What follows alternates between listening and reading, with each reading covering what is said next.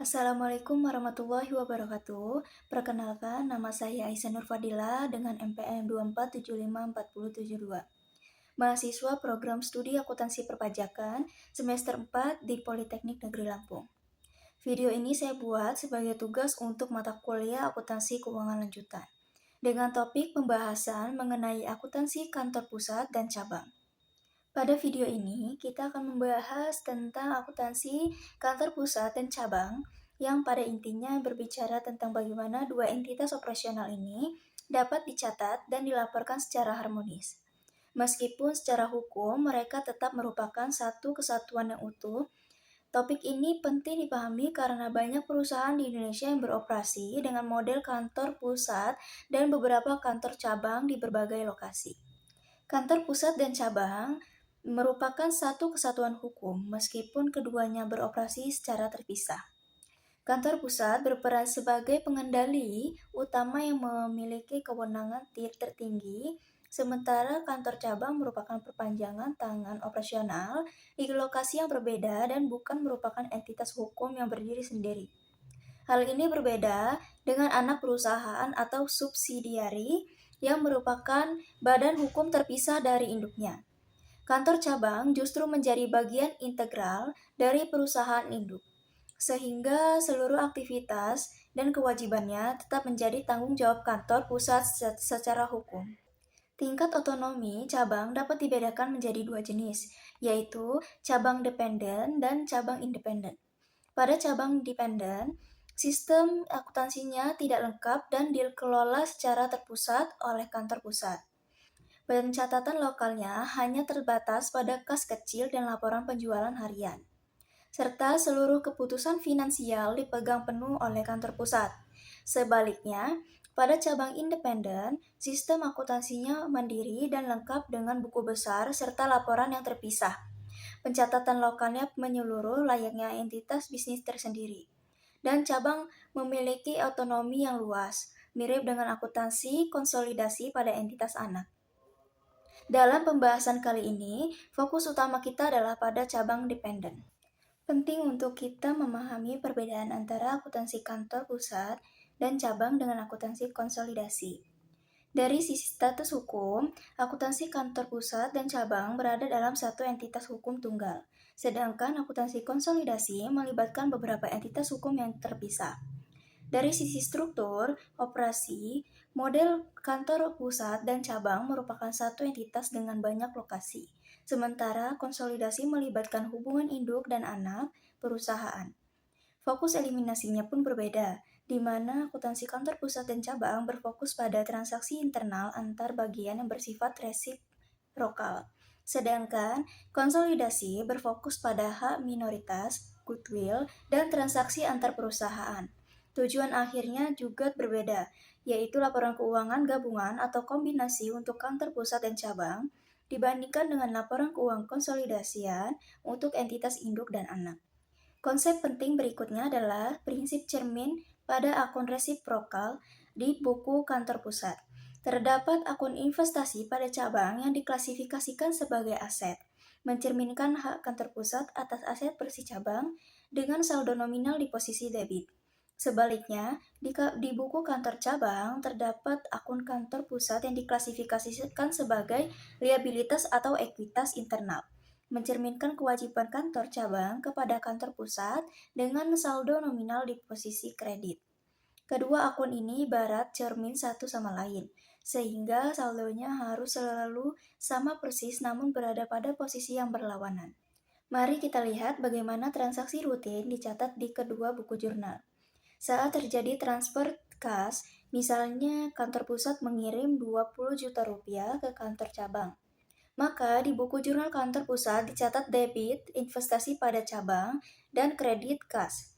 Sementara di buku jurnal kantor cabang dicatat debit kas dan kredit kantor pusat. Begitu pula saat terjadi pembayaran terpusat. Misalnya kantor pusat membayar gaji cabang sebesar 5 juta rupiah, maka kantor pusat mencatat debit investasi pada cabang dan kredit kas. Sedangkan kantor cabang mencatat debit beban gaji dan kredit kantor pusat. Pola pencatatan ini menunjukkan bagaimana akun resiprokal selalu bergerak beriringan di kedua sisi. Pengiriman barang dagangan dari kantor pusat ke cabang dapat dilakukan melalui dua skenario. Skenario pertama adalah harga pokok atau metode sederhana, di mana barang dicatat persis sesuai biaya perolehan, misalnya 50 juta rupiah. Pada skenario ini, kantor pusat mencatat debit investasi pada cabang dan kredit persediaan. Sedangkan kantor cabang mencatat debit pengiriman dari kantor pusat dan kredit kantor pusat. Skenario yang kedua adalah metode markup atau kompleks, di mana barang dikirim dengan harga yang dinaikkan. Misalnya harga pokok 50 juta rupiah namun dicatat dalam nota sebesar 60 juta rupiah. Tujuan metode ini adalah untuk kontrol internal, menyembunyikan margin asli dari cabang, atau evaluasi efisien. Pada metode ini, jurnal kunci di kantor pusat akan memunculkan akun cadangan keuntungan belum direalisasi sebesar selisihnya. Dalam contoh ini, 10 juta rupiah. Bagian ini menjelaskan mengapa laba dari pengiriman barang dengan markup disebut sebagai ilusi. Tahap pertama adalah transfer internal, di mana laba yang tercatat masih berupa balon yang mengembang. Artinya, keuntungan tersebut hanya ada di atas kertas secara internal dan belum benar-benar terjadi.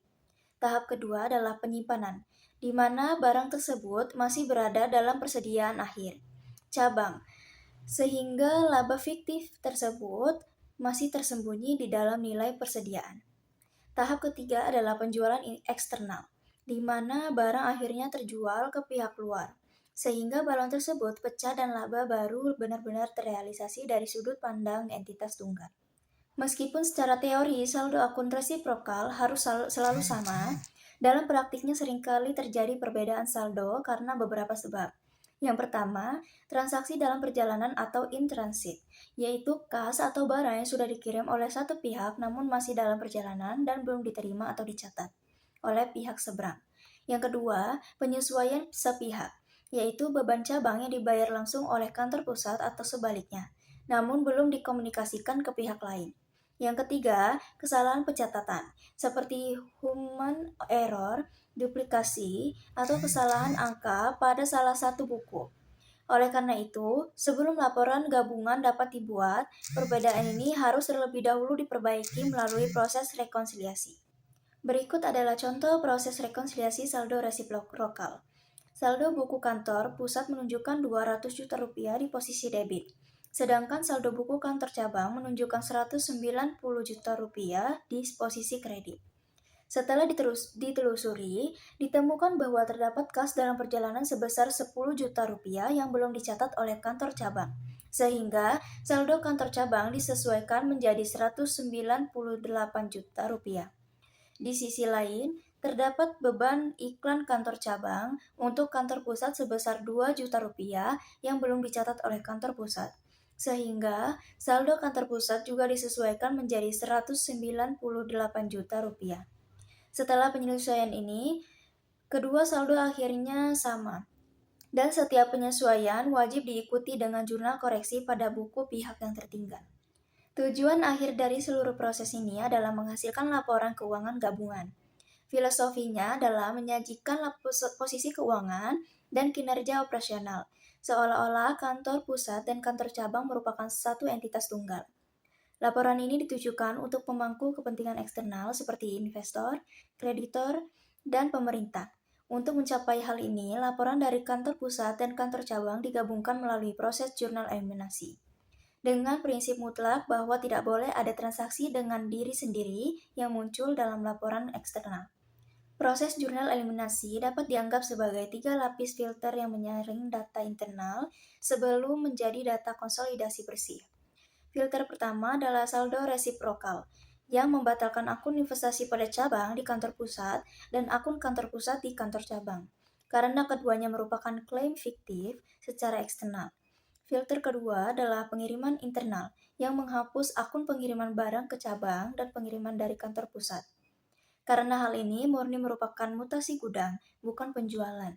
Filter ketiga adalah laba antar perusahaan yang mengeliminasi cadangan keuntungan belum direalisasi terhadap nilai persediaan akhir, sehingga nilai persediaan kembali ke harga pokok aslinya. Seluruh proses eliminasi ini dipetakan dalam sebuah kertas kerja atau worksheet yang terdiri dari kolom kantor pusat, kantor cabang, eliminasi, dan gabungan. Sebagai contoh, pada baris penjualan, angka penjualan kantor pusat sebesar 550 juta rupiah dan kantor cabang sebesar 270 juta rupiah. Langsung dijumlahkan menjadi 820 juta rupiah pada kolom gabungan. Pada baris pengiriman internal, angka yang muncul di kantor pusat dan di kantor cabang akan saling menghapus atau menjadi nol di kolom eliminasi. Sedangkan pada baris persediaan akhir, terjadi pemotongan sebesar 4 juta rupiah yang merupakan laba belum direalisasi, sehingga menghasilkan saldo real pada kolom gabungan. Penting untuk dicatat bahwa jurnal eliminasi ini hanya eksis di dalam lembar kerja saja dan tidak pernah diposting ke buku besar kantor pusat maupun kantor cabang. Jika kantor cabang berada di luar negeri, maka muncul kompleksitas tambahan berupa isu translasi valuta asing.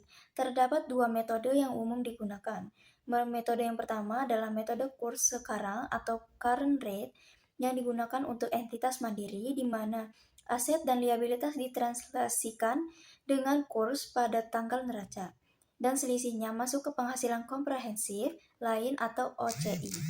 Metode kedua adalah metode temporal, yang digunakan untuk entitas yang terintegrasi erat dengan kantor pusat di mana aset moneter menggunakan kurs sekarang sedangkan aset non-moneter menggunakan kurs historis, dan selisihnya langsung masuk ke laporan laba rugi.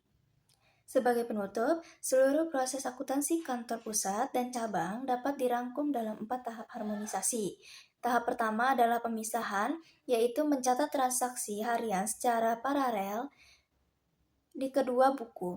Tahap kedua adalah fiksasi dan rekonsiliasi, yaitu menyoroti selisih kas dalam perjalanan dan melakukan penyesuaian yang diperlukan. Tahap ketiga adalah saringan eliminasi, yaitu menghapus saldo resiprokal dan laba antar perusahaan. Tahap keempat adalah unifikasi, yaitu menghasilkan laporan tunggal sebagai satu entitas yang utuh. Pada akhirnya, akuntansi kantor pusat dan cabang adalah seni mengelola otonomi operasional di lapangan, sambil tetap mempertahankan integritas finansial tunggal di atas kertas. Demikian pembahasan video ini. Terima kasih telah menyimak. Wassalamualaikum warahmatullahi wabarakatuh.